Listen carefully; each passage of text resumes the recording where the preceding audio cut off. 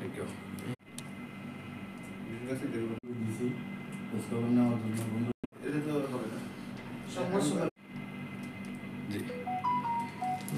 এই সম্মতি মূলত লক্ষ্মীপুর জেলা করতে সহায়তা করে।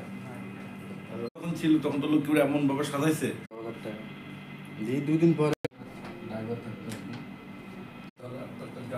কালকে 8টা সারা করছে 6 মাস না খেয়ে থাকে,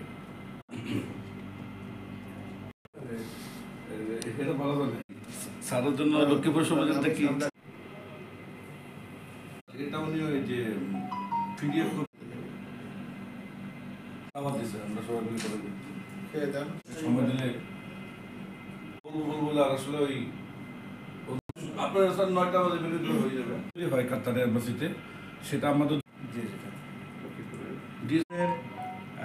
বৃহত্তর লোক মানে